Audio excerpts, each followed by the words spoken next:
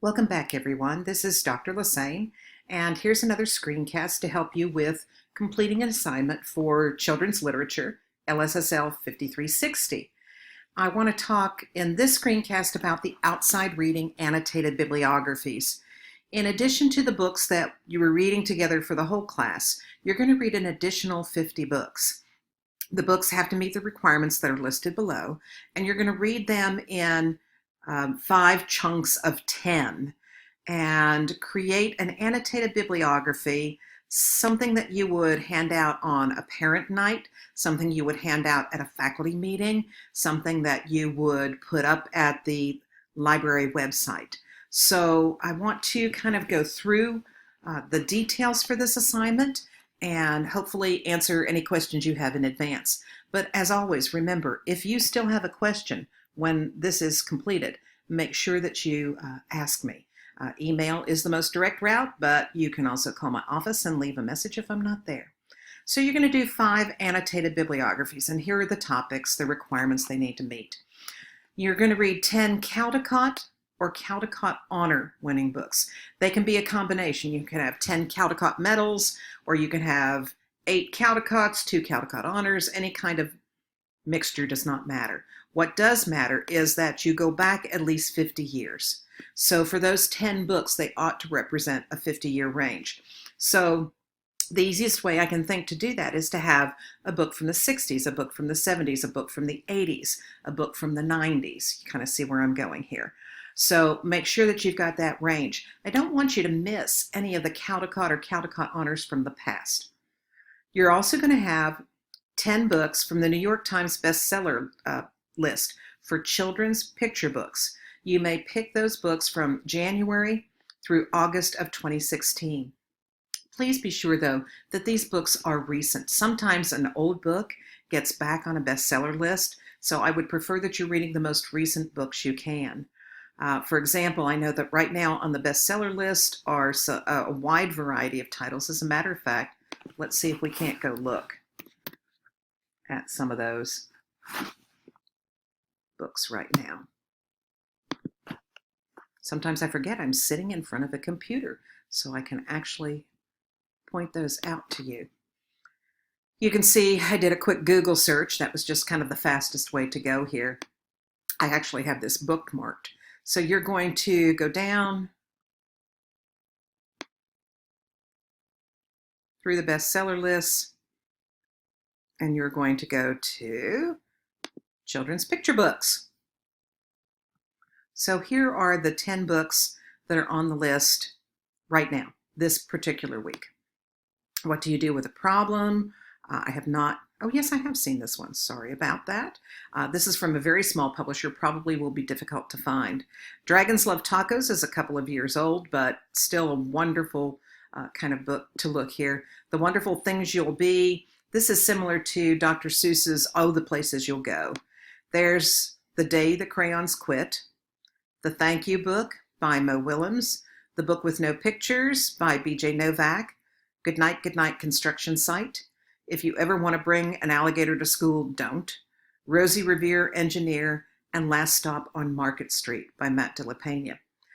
You can access any of these books from any of these bestseller lists probably most easily by going to a bookstore. Go to a Barnes & Noble, a place like that, and you can actually sit and read all 10 of these books very quickly. It will not take you very long at all. Remember, these are 32 pages long, lots of illustrations. Then, or next, or another, is to read 10 books from the Pura Belpré award list. You can read winners and honor books there as well. These are books that feature Hispanic characters and are written by Hispanic authors or with Hispanic illustrators. You're going to read 10 books from the Coretta Scott King medal or CSK honor-winning books. They should cover, notice right here, a 30-year range. The award's been given since 1972, so you'll have no trouble at all finding those. These books are for African-American authors and illustrators, and the books feature African-Americans.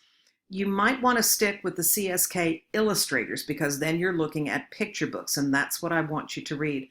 I'm not interested in chapter books for this particular course. And then you're going to read 10 books from the Geisel or Geisel honor-winning books. This is the award named after Dr. Seuss, Theodore Geisel, and these are really easy picture books, early readers. So you've got 5 different lists of 10 books. And here are the tips for completing the assignment. Number 1, make sure you're using APA format for your bibliography. There are plenty of wonderful APA websites out there. Purdue has a particularly good one. It's the one I tend to use. You can also use things like Cite This and other kinds of apps that will put the annotation into the bibliographic citation, rather, into APA format. Make sure you follow the format exactly. The 5 bibliographies may be completed in any order.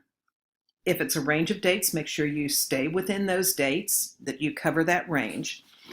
To complete it, you need to include a JPEG of the cover. The minimum for the cover should be 300 by 300 DPI. If you go to Google Images, that's probably one of the best places to get these book covers done. And you can click on the image and it will tell you the size in terms of DPI immediately. If you use something smaller than 300 by 300, the image generally is pixelated when you put it within your assignment.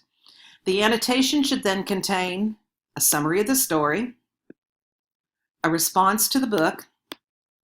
What are the strengths? Who do you see as the audience? What I don't want here is this is a second grade book, or boys will like this book. What I want is much more specific, and to try to avoid kind of gender stereotyping in books too. And then connections to other books, book trailers, those kinds of things. These bibliographies should be visually appealing. Remember, this looks like something that you're going to give out at an open house. So if you're doing, for example, the Caldecott Medal, a lot of people have elected to, at the very top, put an image of the Caldecott Medal, to do a brief description of that medal as well, and then to make sure that the layout is pleasant and appealing. This is something we want people to read. You can use any platform that works for you, a S'more, Padlet, Prezi. Again, you can do a more traditional paper kind of thing. It's up to you. So I think if you follow these directions, you'll have no trouble at all completing these 5 annotated bibliographies. And if you look again at due dates, you'll see that they're scattered throughout the semester. The first one is due September 24th. That can be any of those 5, remember. The second, October 8th, then October 22nd, November 5th, November 19th. That's about every 2 weeks once they start coming in. But notice that nothing is due in this class until September 17th. So you've got almost a full month to begin working on the different assignments. That should give you plenty of time to get some of these things under your belt. The reading here will not take very long. The annotation, however, will take a little bit longer. Just make sure that you're covering all the bases here. And as always, excuse me, as always, if you have any questions, make sure you let me know. Good luck.